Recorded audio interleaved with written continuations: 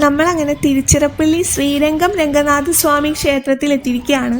മുല്ലപ്പൂവൊക്കെ ചൂടി നമ്മളിങ്ങനെ നടക്കുന്നത് ലോകത്തിലെ തന്നെ ഏറ്റവും വലിയ ഫങ്ഷനിങ് ടെമ്പിളിലേക്കാണ് കേട്ടോ.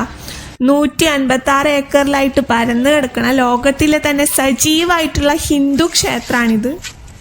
ആലോചിച്ചാൽ തന്നെ അന്തം വിട്ടു പോകുന്ന ഒരു കാര്യമാണത് അല്ലേ. അനന്തശയനത്തിലുള്ള മഹാവിഷ്ണു ആണ് ഇവിടെ പ്രതിഷ്ഠ വരുന്നത്. കാവേരി നദിയുടെ അരികത്തായി സ്ഥിതി ചെയ്യുന്ന മഹാനിർമ്മിതിയാണിത്. ഒരു അമ്പലത്തിന് ചുറ്റും ഒരു ഗ്രാമം എന്നത് ഒരു നോർമൽ ആയിട്ടുള്ള കാര്യമാണല്ലേ. എന്നാൽ ഒരു ക്ഷേത്രത്തിനകത്ത് ഒരു ഗ്രാമം അല്ലെങ്കിൽ കച്ചവട കേന്ദ്രം എന്നത് നേരിട്ട് കാണണമെങ്കിൽ ഇവിടേക്ക് വന്നാൽ മതി. 7 കൂറ്റ മതിലുകളാൽ ചുറ്റപ്പെട്ട ക്ഷേത്രത്തിനകത്ത് ഒരു വ്യാപാര കേന്ദ്രം തന്നെ സജീവമായി പ്രവർത്തിക്കുന്നുണ്ട്. പോണ വഴിയിലെ കാഴ്ചകളൊക്കെ നമ്മളെ മലയാളികൾക്ക് പുതിയതാണ് കേട്ടോ. ഏറ്റവും വലിയ ക്ഷേത്ര സമുച്ചയമായതുകൊണ്ട് തന്നെ നടന്നു കാണാനായിട്ട് കുറേ കാര്യങ്ങളുണ്ട്. ബൃഹദീശ്വര ക്ഷേത്രം പോലെ തന്നെ കാഴ്ചകൾക്ക് ഏറെ ഭംഗിയാണ് ഇവിടെ.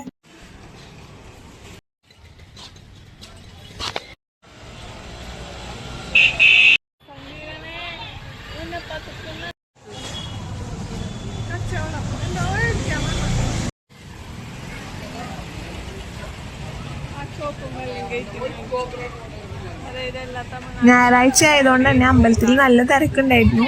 ഉള്ളിൽ കയറിയാൽ 2 ക്യൂ കാണാം. ഒരെണ്ണം സ്പെഷ്യൽ ദർശനമുള്ള ക്യൂവും മറ്റേത് ഫ്രീ ദർശനമുള്ള ക്യൂ ആണ്. 100 രൂപ കൊടുത്തു കഴിഞ്ഞാൽ വലിയ തിരക്കൊന്നും ഇല്ലാണ്ട് ഭഗവാനെ കയറി തൊഴാനാണ് സ്പെഷ്യൽ ദർശനം. ഞായറാഴ്ച ആയതുകൊണ്ട് തന്നെ സ്പെഷ്യൽ ദർശനിലും നല്ല തിരക്ക് കണ്ടിരുന്നു. ഞങ്ങൾ നോർമൽ ക്യൂ ആണ് സെലക്ട് ചെയ്തത്. ശ്രീരംഗം അമ്പലത്തിൽ ഫ്രീ അന്നദാനം എല്ലാ ദിവസവും ഉണ്ട്. അതിനുള്ള ടോക്കൺ കിട്ടിയപ്പോൾ ക്യൂവിൽ നിന്നു. പായസടക്കമുള്ള വിഭവസമൃദ്ധമായിട്ടുള്ള ഭക്ഷണത്തിന് ശേഷമാണ് പിന്നെ അമ്പലം ചുറ്റി കാണാൻ തുടങ്ങിയത്.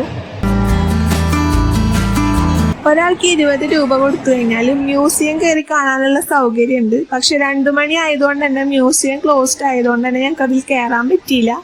ഒരാൾക്ക് 50 രൂപ കൊടുത്താൽ അമ്പലത്തിന്റെ മൊത്തത്തിലുള്ള വ്യൂ നമുക്ക് കയറി കാണാൻ പറ്റും. 7 മഹാഗോപുരങ്ങളും അമ്പലത്തിന്റെ താഴികക്കുടവും ശ്രീരംഗത്തിലെ മൊത്തത്തിലുള്ള കാഴ്ചകളും ഇവിടെ നിന്നുകൊണ്ട് നമുക്ക് കണ്ണിറയെ കാണാൻ പറ്റും. ഏറ്റവും വലിയ ക്ഷേത്ര സമുച്ചയമായതുകൊണ്ട് തന്നെ നടന്നു കാണാനായിട്ട് കുറേ കാര്യങ്ങളുണ്ട്. ബൃഹദീശ്വര ക്ഷേത്രം പോലെ തന്നെ കാഴ്ചകൾക്ക് ഏറെ ഭംഗിയാണ് ഇവിടെ. ഞങ്ങൾ 2 മണിക്കൂറിൽ കൂടുതൽ ചുറ്റി നടന്ന് കണ്ടിട്ടാണ് അമ്പലത്തിൽ നിന്ന് പോകുന്നത്.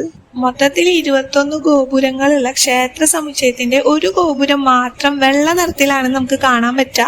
വെള്ളായി ഗോപുരം എന്നറിയപ്പെടുന്ന ഇതിന് പിന്നിൽ ഒരു ചരിത്രം ഒളിഞ്ഞു കിടപ്പുണ്ട് കേട്ടോ.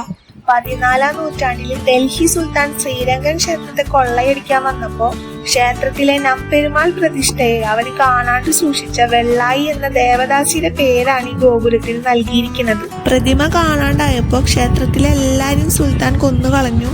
അപ്പൊ ക്ഷേത്രത്തിലെ മെയിൻ പൂജാരി ഈ പ്രതിമയെ മധുരയ്ക്ക് കടത്താനായിട്ട് പ്ലാൻ ഇട്ടു.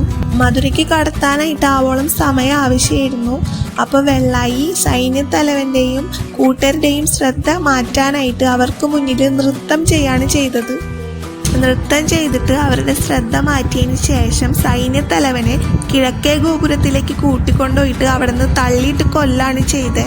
അതിനുശേഷം വെള്ളായി അതേ ഗോപുരത്തിൽ നിന്ന് ചാടി മരിക്കുകയും ചെയ്തു. അപ്പൊ വെള്ളായിയുടെ സ്മരണാർത്ഥാണ് ഈ ഗോപുരത്തിന് വെള്ളായി ഗോപുരം അല്ലെങ്കിൽ വെള്ളൈ ഗോപുരം എന്ന് പറയാൻ തുടങ്ങിയത്. ഓരോ ചരിത്രത്തിന് പിന്നിലും ഇതുപോലെ നിരവധി കഥകൾ ഒളിഞ്ഞു കിടപ്പുണ്ടാവും അല്ലേ.